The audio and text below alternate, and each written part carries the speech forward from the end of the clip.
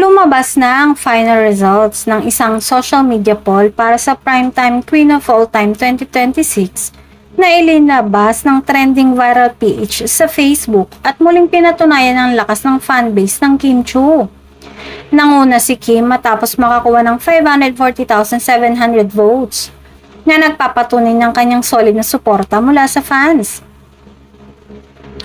Sinundan siya ni Judy Ann Santos na may 370,400 votes, habang pumangatlo naman si Catherine na may 25,370 votes. Kapansin-pansin ang malaking agwat sa pagitan ng top 2 kung saan umabot sa mahigit 170,000 votes ang lamang ni Kim.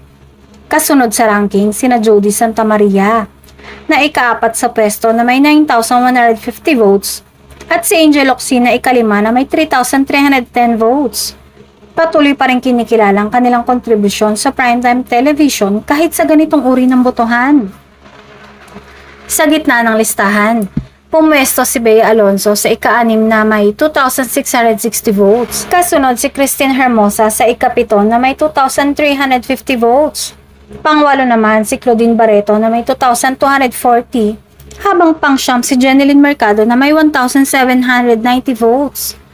Isa sa naging usap-usapan ay ang pagkakapwesto ni Marian Rivera sa ika-10 na may 1,090. Sa kabila ng kanyang malaking following at matagal ng titulo bilang primetime queen sa GMA Network. Sa kabuuan, malinaw na ang patuloy na pamamayagpag ni Kim ay hindi lang dahil sa kanyang mga proyekto, kundi dahil na rin sa matibay na suporta ng kanyang fandom, kabilang ang Kim Paulandia at iba pang solid supporters. Gayunpaman, dahil ito ay isang social media poll, nananatiling representasyon lamang ito ng online engagement at hindi opisyal na sukatan ng kabuuang kasikatan sa industriya.